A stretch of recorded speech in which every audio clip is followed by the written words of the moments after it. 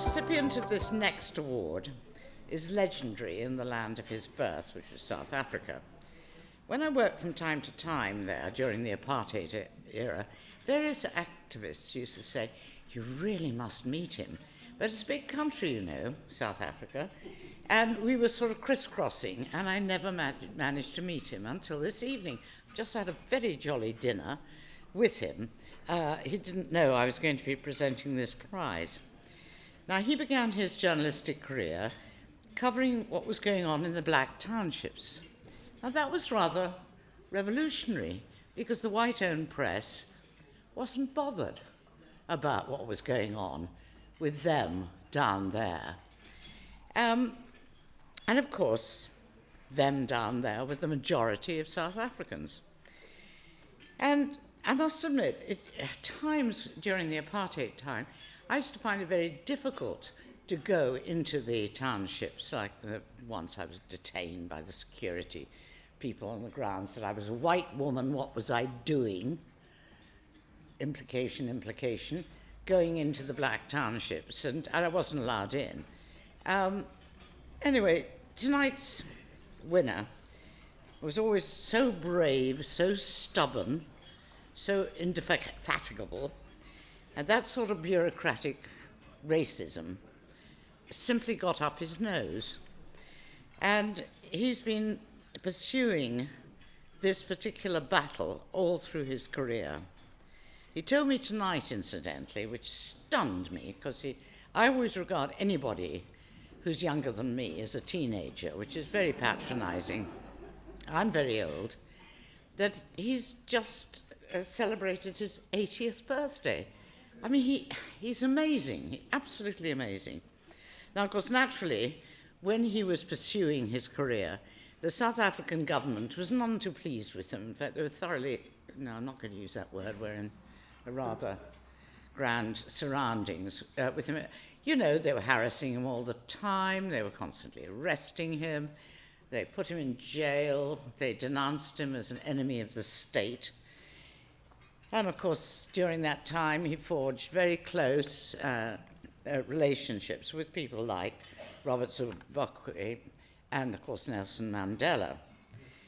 Indeed, his masterly book on apartheid, I believe, was one of the few books actually available on Robben Island, which is, of course, where Mandela spent so much of his adult life. When the Rand Daily Mail, for which he worked, closed, he moved to London, worked for the independent newspapers. Sorry about that, but, you know. And then he emigrated to Israel, where he founded, now I'm sure I'm going to get this wrong, Yakka's Center for Social Concern, which, slightly like William's outfit, is dedicated to building bridges between different individuals, different groups.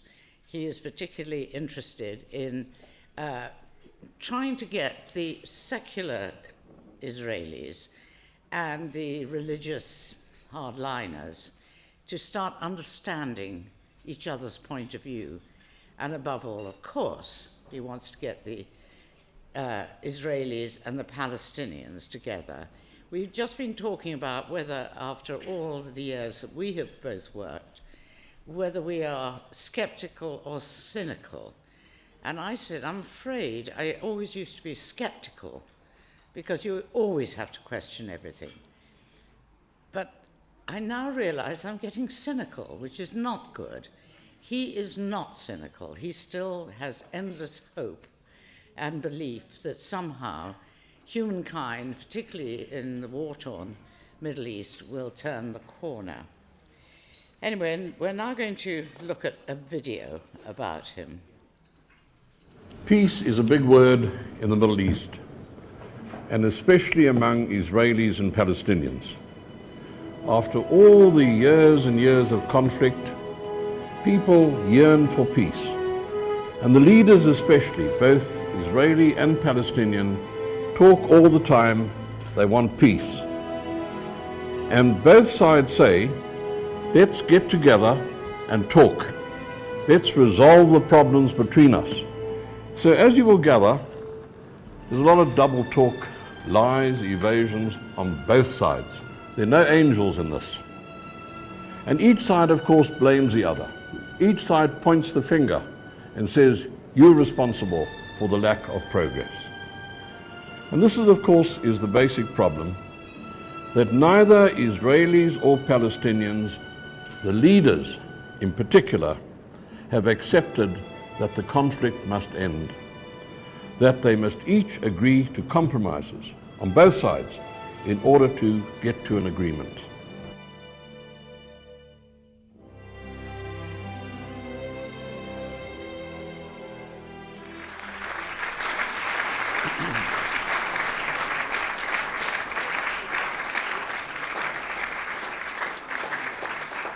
You didn't know I was going to be giving it. Can you say something about that now? Okay, I'm a deceitful journalist again. Yes. Thank you. Thank you. And let's unphoto. Oh, yes. Okay. Yeah. You want to get a bit further nearer there? Yeah.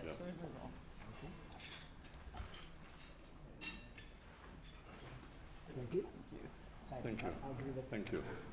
Can I say a few words? Yes, please do. Thank you, Anne. I want to say about Anne Leslie that she's not only a great journalist, as everyone knows, she's also a consummate actress. We spent the last hour or so sitting across from each other talking, and there wasn't a hint of what was to come. No. So thank you very much. And as for the cynicism and the skepticism, my wife, of many years standing, tells me I still believe in the tooth fairy. And I'm not sure if he's being complimentary or insulting to me. Like Donald, what has struck me most tonight was the roll of honour of journalists who've died. And those of us who've been in journalism, who've escaped death on quite a few occasions, are so much aware of the contribution of those people. As Anne said, I turned 80 just less than a week ago, and I had a sleepless night the night before, ruminating about the past. And what I was thinking most was the wonderful friends I've known in journalism and elsewhere. And that's been the great blessing of life. And I also thought of the terrible mistakes I've made as a journalist. And if I can just read something to you, whenever I'm going to be meeting journalists, I hope I left it in my pocket, I always carry something close to me, because it's a reminder of how one must be careful as a journalist, not to be too arrogant, and to remember who we are, that we're ordinary mortals who make terrible mistakes. There's a statement which just about every journalist I know always quotes.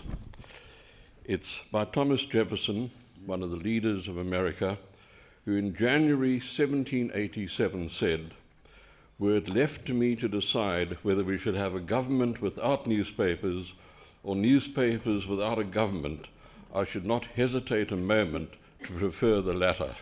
So every journalist, as you can understand, quotes that. What most people don't know, or try not to know, is that 20 years later, in June 1807, Thomas Jefferson, older, wiser, said something rather different. And what he said this time was, "The man who never looks into a newspaper is better informed than he who reads them. Inasmuch as he who knows nothing is nearer to truth than he whose mind is filled with falsehood and errors." Oh. Thank you very much. Thank you very much. Thank you.